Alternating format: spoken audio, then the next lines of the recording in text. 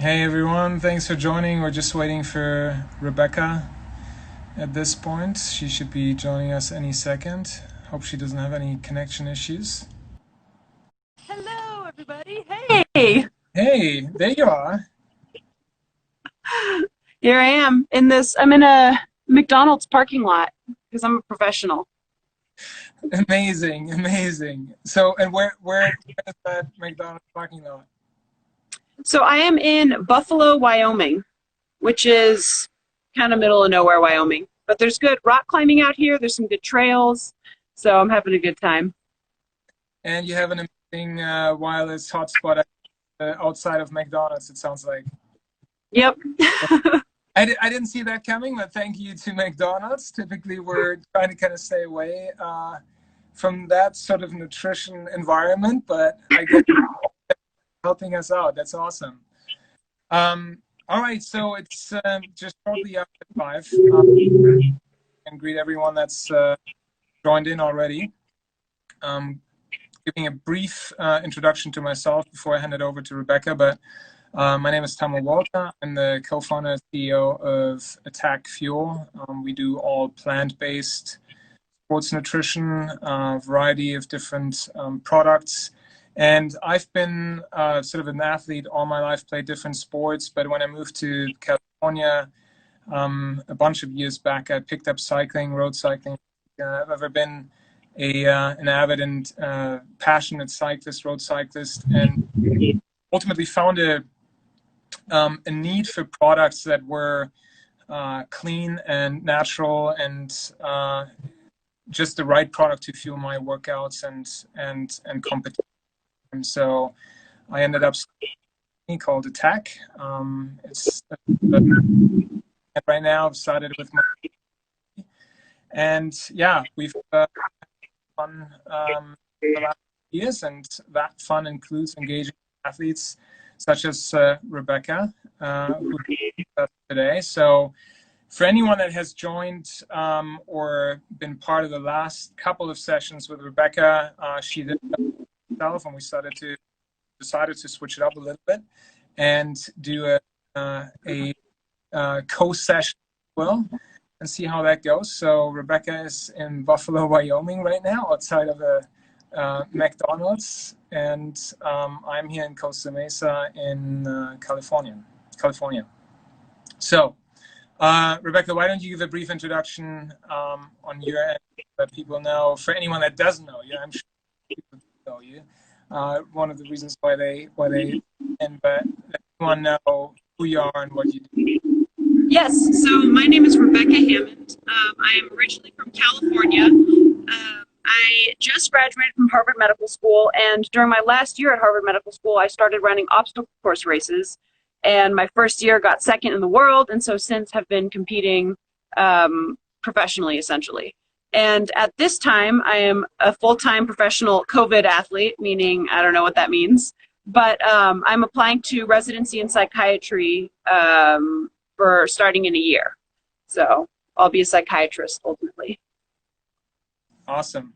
Yeah, just for anyone that is aware of what we're talking about today, our thought was we'll chat a little bit about work and workout balance, which obviously anything regarding life, but it seems like for people that are active and athletes in the broadest sense, these particular times have put a little bit of stress on us, and the question on how do we balance one with the other, and how people like, for example, yourself or myself, how do we deal with that balance? And yeah, so I would encourage anyone that's on the chat right now to chime in and ask any questions for Rebecca or myself to answer as we go through this conversation.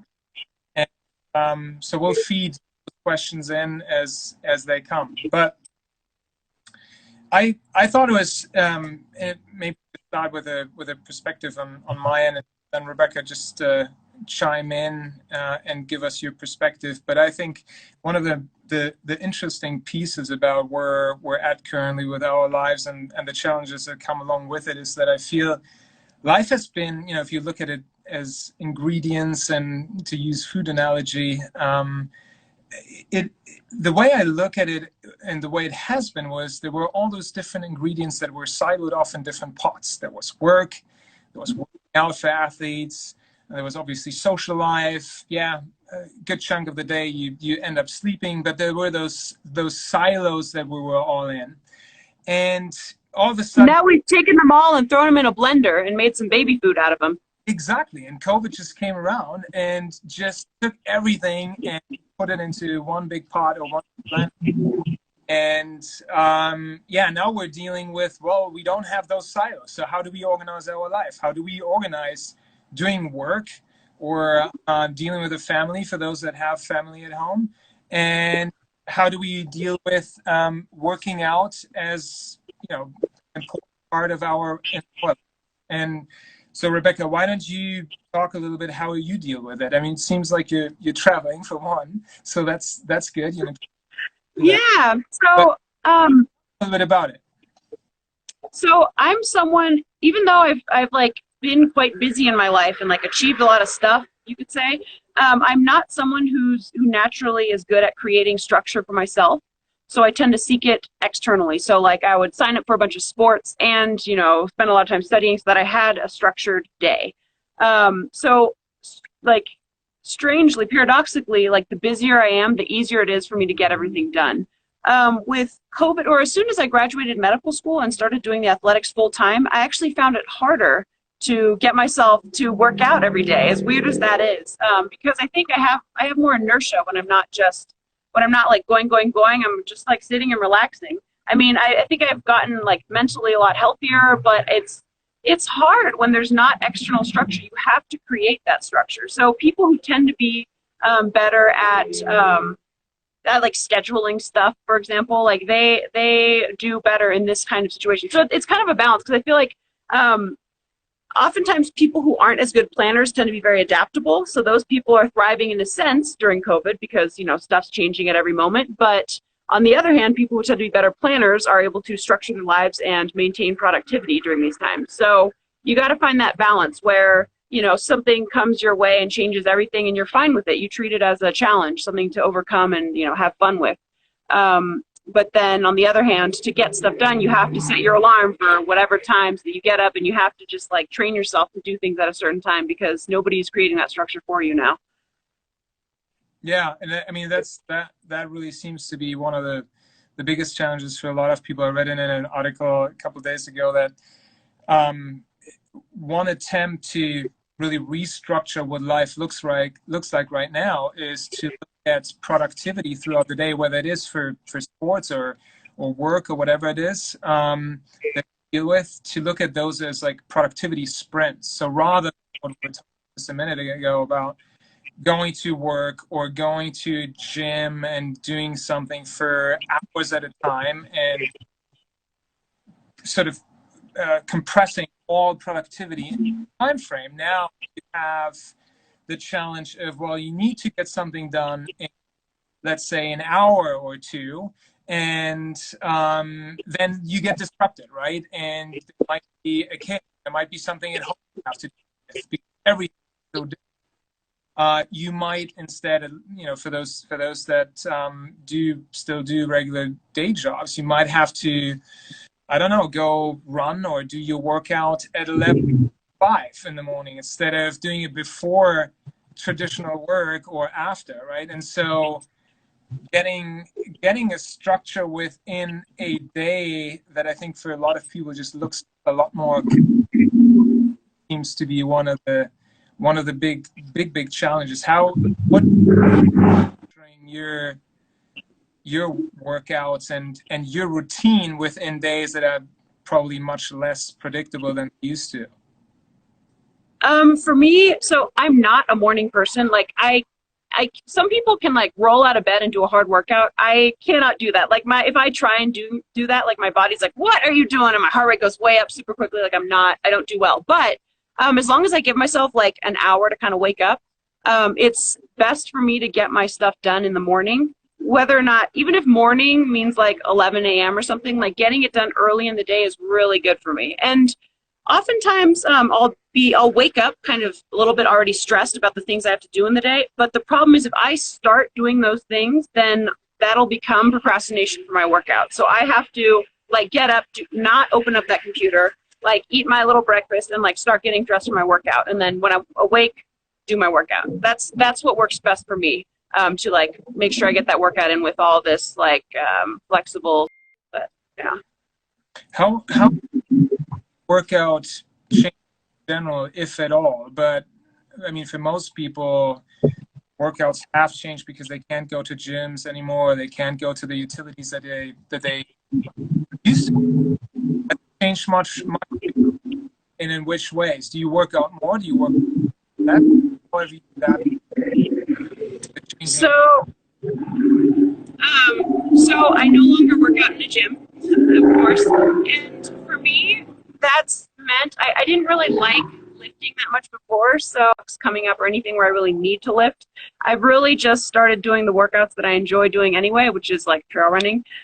So I have not really been lifting so much. In the beginning, when there were still competitions on the schedule, I was doing some lifts at home, and it was, it's hard to make myself do them because when you're in that home environment, you're not in work mode, you're not in workout mode, you're like in relax mode. So it was hard to like pick up those weights, but I did it. And now that there's no competitions, it's like, what's the point in like forcing, like I would like get so stressed out about having to do that workout that I really didn't want to do. And I just realized at a certain point, like there's no point. Like right now I'm living life and like I should just be doing what it takes to make myself happy, which is to go out and run, not to do some like basement level apartment lifting session.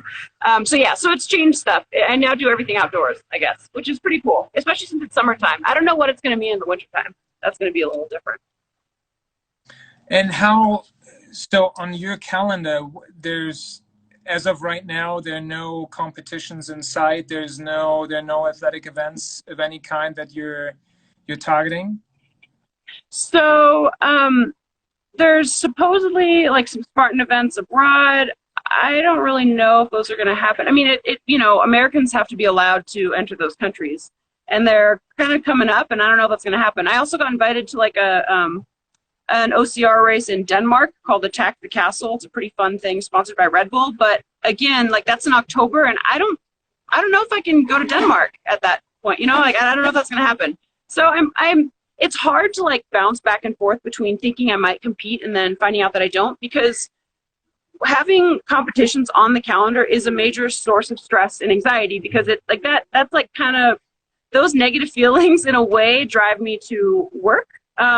And they just are sort of part of the game for me. And so I don't want to have those like, negative feelings unless I know for sure that I'm going to compete. So I'm sort of treating it as if I'm not competing, but I'm still like, because I enjoy running on the trails stuff, I'm still staying in shape.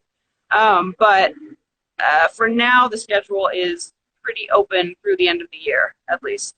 It's possible. So there's some rumors that Joe DeSena, the Spartan CEO, is going to have some competition at his place in Vermont. But as it stands right now, anybody traveling from out of state into Vermont is required to quarantine for 14 days.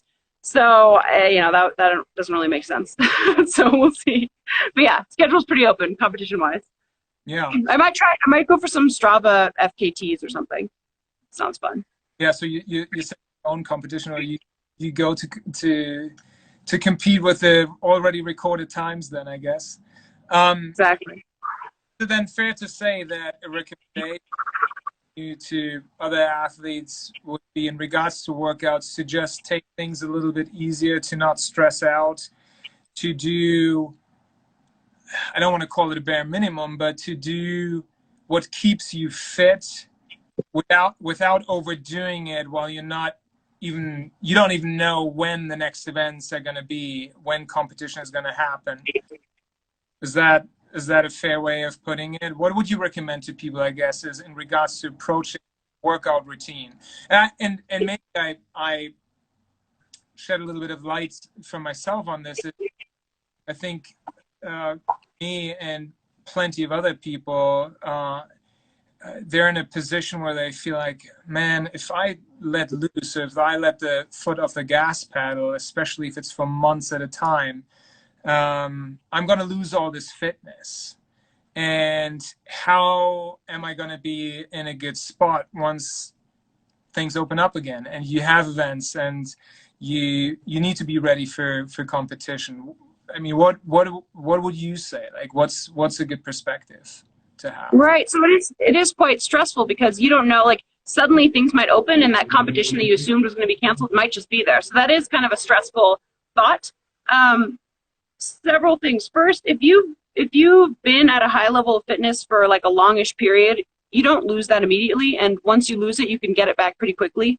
So that, okay, but anyway, but like that said, in general, I think that this is a good opportunity for all of us to let our bodies like kind of heal a little bit while we sort of regroup and think about why it is that we exercise and work out in the first place.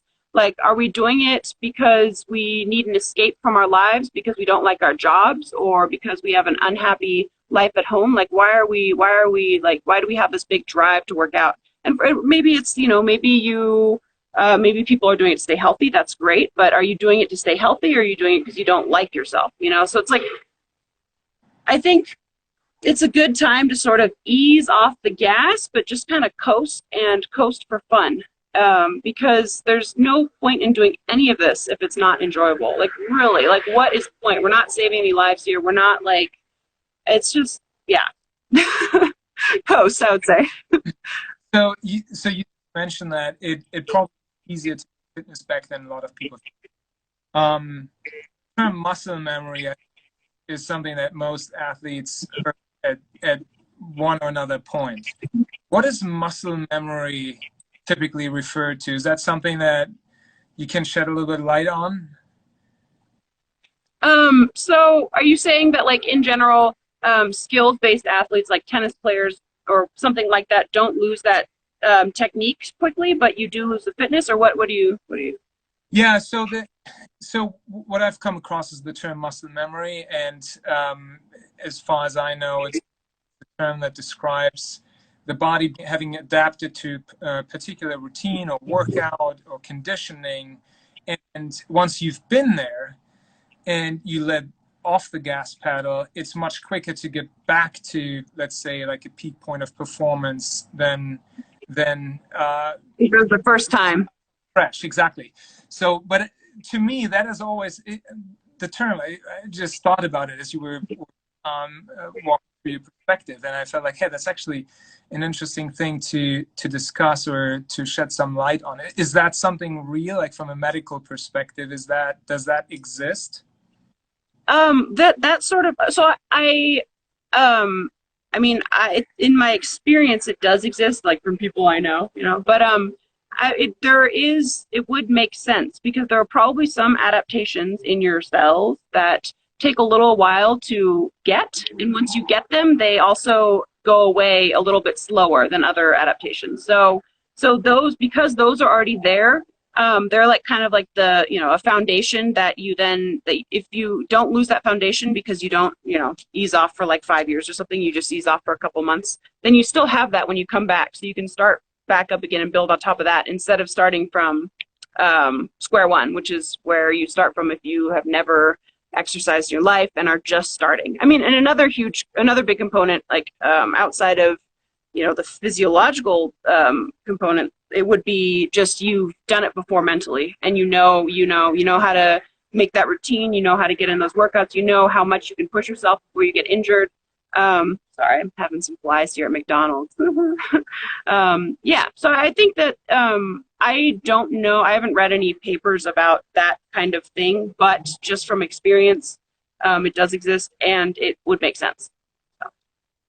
So topic of work out balance, and us talking about mostly doing what we do for fun is obviously super, super important.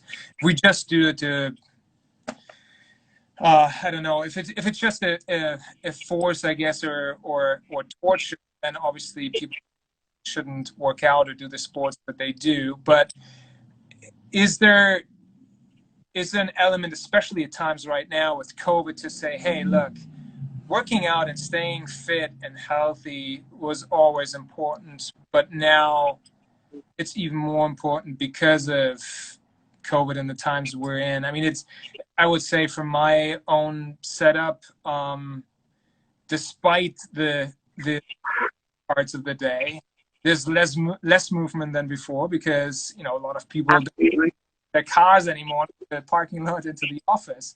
Even that has been cut out. Who would have thought, right?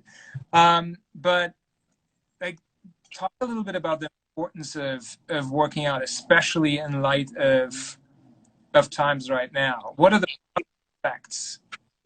Right. So I would say it is a great time. I mean, like, it is especially important now because, like I said, there's less structure in the day, and working out can provide a nice structure. That's one thing. So just for your mental health, I think there's a really high risk for people falling into depression or something like that these days because there's just not a lot going on. And also just like being at home, usually when you're at work, maybe food isn't as accessible, but at home you're just like sitting around grazing all day long.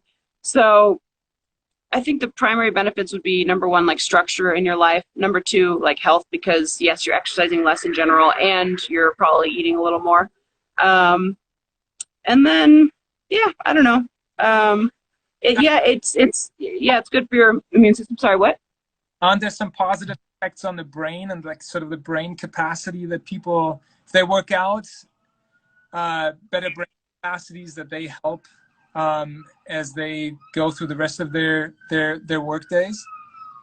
So it varies from person to person. I mean, like some people, they work out and they feel energized afterwards and they can focus and like have a great productive day. For me, sometimes, usually when I work out, I feel kind of toast at the end and I'm like, just want to relax afterwards.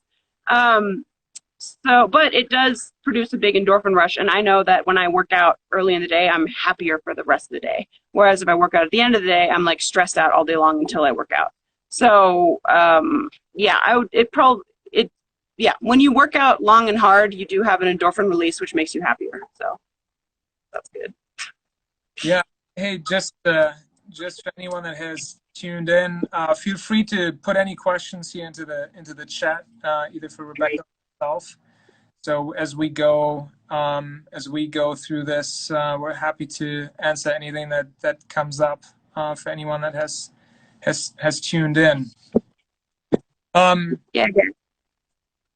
Yeah. So, and you talked about residency a little bit earlier. What when it comes to your athletic endeavor and pursuing that and residency and going back to or doing your work professional, how do you look at sort of balancing the two? Are you planning to stay competitive and do races such as you're doing right now, or is that something that you're going to phase out? Right. So I'm leaving that sort of open. I found during med school, like I sort of in general assumed that I wouldn't be able to keep doing competitive sports, but then I was able to. But if I go into residency like thinking I'm going to do it, then everything's just going to feel really stressful. So I think I'm going to go see what the first year of residency is like. That tends to be the hardest year, and kind of play it by ear. But most likely I will not be competing as I am now, like a few months ago, in that first year, at least, of residency. Maybe after that, but it just depends on how it is and whether I need it, Yeah. And right now, obviously, you said you're doing a lot of trail running. You're out in Wyoming right now. Where's the trail going from there? Like what's next on your list? Right. So I'm gonna be here about a week, and then I'm gonna head back to Boulder for a little bit, and then maybe head back east. It's kind of complicated because I have to do like a lot of quarantining, so we'll see. Someone just asked if I've seen any benefits in regards to overall quality of workouts while avoiding gyms. So because yes and no. I've seen some deterioration with regards to like lifting, just because I don't have the equipment or the motivation to lift as I used to in the gyms. But I have seen benefits because I've sort of decided to focus on workouts that I enjoy doing. And because I enjoy doing them, I tend to do them better and with more ease. So yeah, benefit in that way. I don't know if that answered your question, but. Yeah, I had another question here. What have been your biggest challenges or struggles in regards to training when adjusting to the new life routine? Inertia. I mean, so COVID didn't really affect my life that much because this past year has been sort of unstructured for me in general, and I was just doing the athletics. Then COVID happened, and what that meant for me in my day-to-day life was that gyms were closed. So there's just more inertia. Like once I'm relaxed and sitting around, it's harder to make myself go and do a workout. When I have, a lot of stuff to do, it's easier to get out the door and do something because I have to in order to make the next thing on time, etc. Yeah. Someone was asking about obstacle course racing, and you mentioned Spartan, possibly an event out in Vermont. To me, Spartan, really obstacle course racing in general, no matter who organized it, has always been a super communal sport, right? It's a sport where, yes, everyone fights for themselves to some extent, but I felt there's always been, pretty much by any athlete, whether it was in the pro field or not pro field, a very a high level of camaraderie, I guess. And then obviously you had everything surrounding it, the exhibition and thousands of people with some of those events attending, and it creates just a really, really interesting atmosphere that you don't necessarily have with other sports. Yeah. Is that something, like, how do you compensate for that? You mean with COVID? Yeah, exactly. Right now, I mean, it seems like everyone is, just doing their own thing. I mean, trail running, fun thing, but most of the time I would assume you run by yourself on the trail, or maybe with a few other people. But it seems like that community has been something that really any athlete, pro or not pro, was racing environment has been drawn to. And so compared to that, someone that's used to yeah, like how do you fill that space? How do you fill that void? Yeah. So I mean, my recommendation for anybody is to sort of find a small group of people that can be like your people that you are comfortable, hanging out with and exercising with, like doing stuff with, because it is, we are social creatures, and it is so hard to do stuff all by yourself. And, it's like, it's really awesome and outward facing to, really isolate hardcore, but it's okay, like choose a couple people and like hang out with those people, because you really do need other humans, and that's huge for me and my happiness, I know. And yeah, I do a lot of trail running alone because trail runs are fun, but I do have a small group of people. Like when I'm in Colorado, I hang out with Nicole Miracle and we run together, and it's been really great. We climb together. No, I mean, it's a big missing thing. Like I was relieved when I heard the races were canceled initially, because again, like it removed a big source of anxiety in my life. But then I was like looking at some, post-race photos and clips and like the whole festival scene, and I was like, oh my gosh, yeah, I missed that. There's nothing like when you're done with the race and you're like all muddy and you're walking around, there's that music playing and like all these people. It's different. That's gone for a little bit. All right, so there's someone. How do you find a workout balance while traveling? Do you have a routine that keeps you fit no matter where you are? Yeah, that's a hard one. So I've driven, because of COVID, I've flown less, and also I've just wanted my car. So I've driven across the country more times than I would like to admit in the past like few months. So just in this past month, I've driven coast to coast twice. And so if I'm driving like 15 hours in a day, then it's really hard to work out, and I'll like use the workout literally just to like stretch out. So I'm not going to worry about, getting a workout in, getting a good session in, because your body is just like crap when you're sitting in a car all day long. Like you're not recovered, even though you're not moving, like you're kind of stressed out all the time because you're a little tense. So I just try and schedule like shakeout runs basically. just like coasting stuff to maintain. I'm not trying to make any gains when I'm traveling. If I were like traveling long term, then I would figure out how to get those gains in. And then for that, I would, drive a little less in a day and just make sure I schedule stuff. I would plan out where it's going to be. So even when I'm traveling, just for my shakeout runs, I always like look ahead when I'm at a gas station. I say, okay, this is where I'm going to run. I look at Trail Run Project, select the trail and say, okay, that's where I'm going to run. I drive there and I always have a plan. Yeah, because otherwise, like, it's hard. Like, like, what if you're here? Like, are you gonna just like go for a run? Like, that sucks, Like, if you like look a little bit ahead and you find a place that's pleasant to be in, that you can use it as a mental break as well as a physical like stretch. So, how much? I mean, when you travel, obviously you don't necessarily know. But if you're not traveling, how much in advance do you plan out what you do or your workout schedule? It's like on a daily basis or weekly or bi-weekly basis, or how much in advance do you plan that?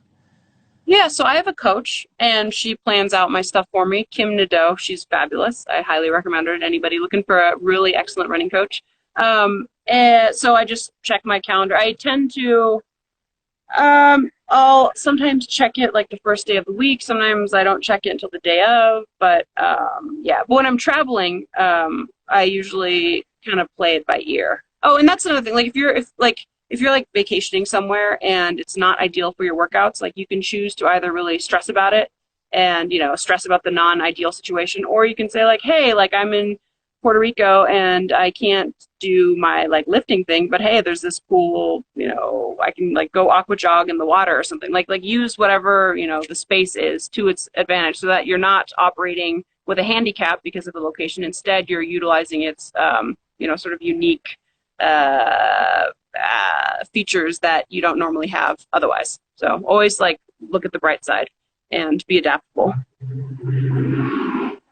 Does exercise impact the quality of sleep? Yes. Oh my gosh. On my off days, like I cannot sleep. Huh? I said talk about that. In what ways does it impact that?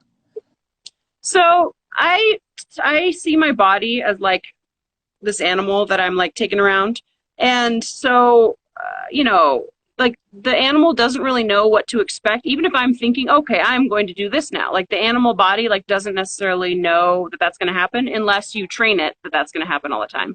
So because my animal body is like trained to expect that it's going to work out almost like basically every day, when I don't work out, like I get in bed and my body's like really wants to go. I'm like super like jittery and like want to move.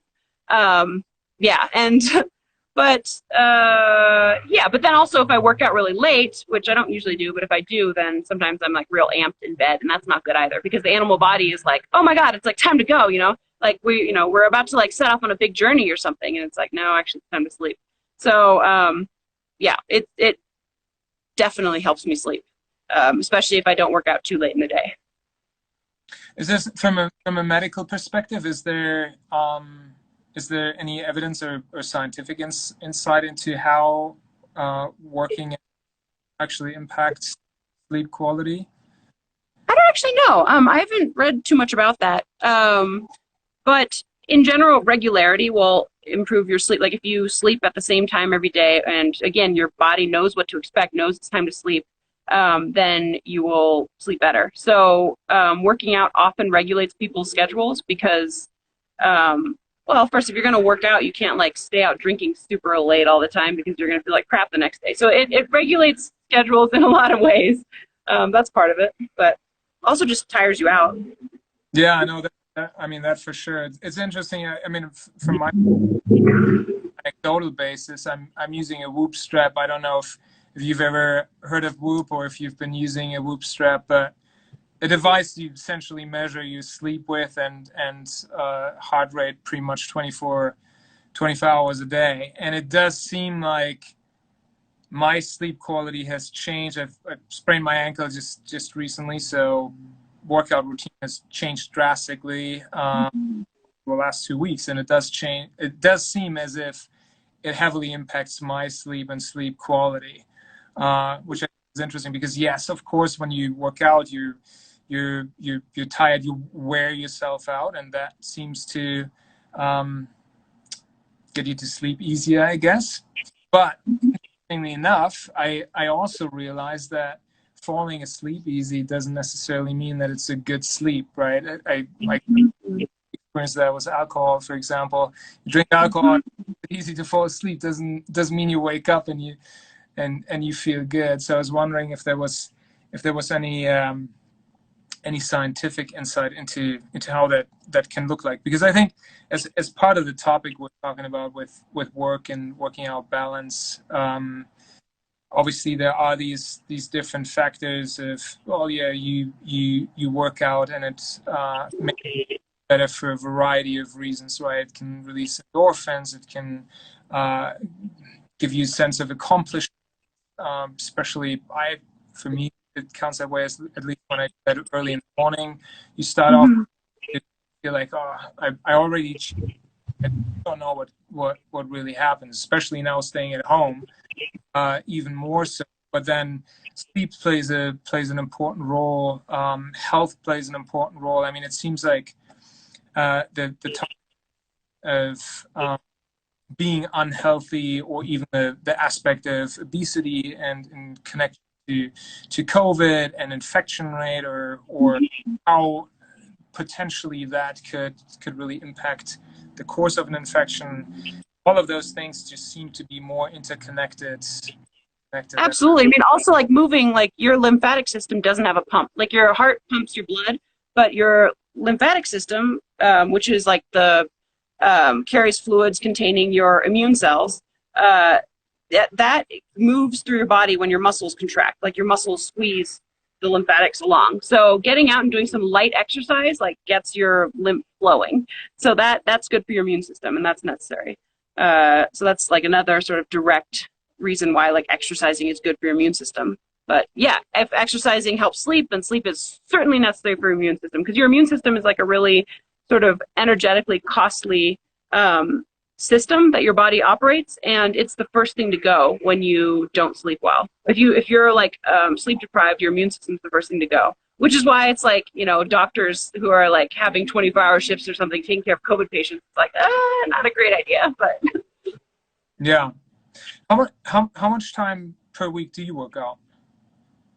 Yeah, so I probably about 15 hours. Before COVID, it was like 16 hours. Now maybe it's more like 14 or 13 hours because I don't lift as much.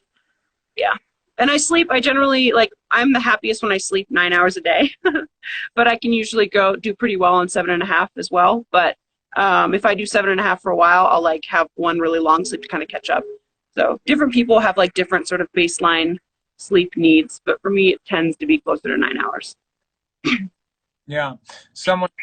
How much should one work out per week? Is there's probably not a one size fits all that, but do you have any recommendation in regards to like a rough rule of thumb? Oh, well, so it depends on your goals. If you're trying to go run a 50-mile race, then you're going to have to be working out more hours per week than if you're trying to be able to do one pull-up, for example.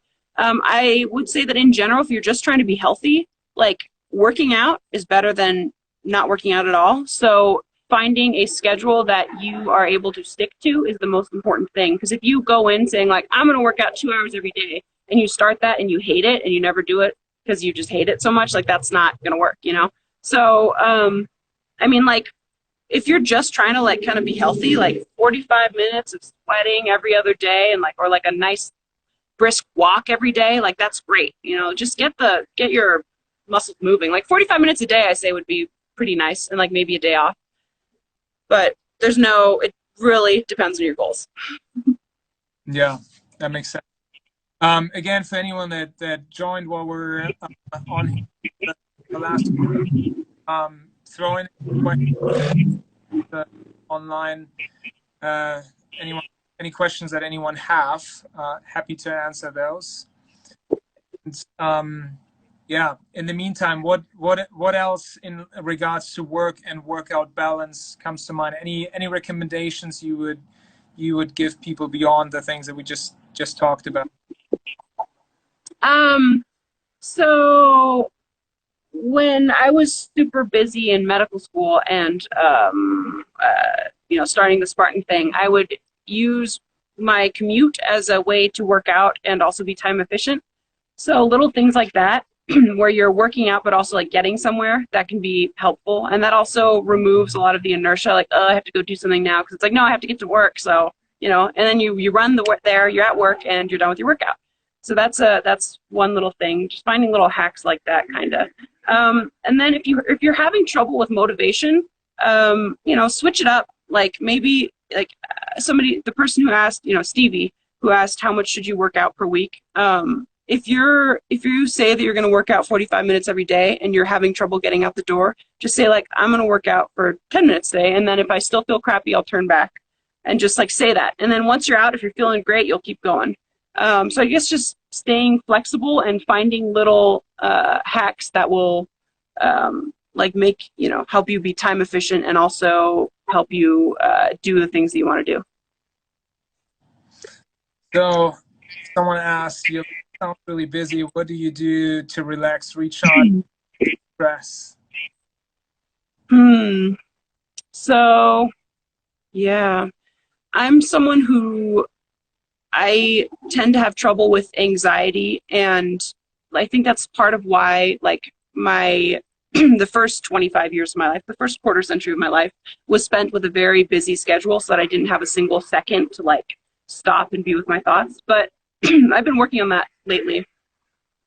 I like watching movies because that still provides like something to focus on, but in general, I really like to snuggle up with my boyfriend. Contact is really like that. Your body releases, different hormones and you relax. Like that's really important for me. Right now we're like, several states apart from each other, so that's hard.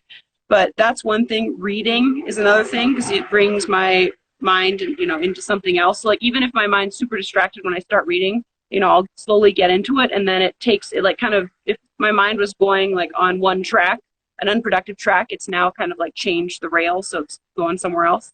I meditate 10 minutes every day, first thing in the morning. That's huge for me because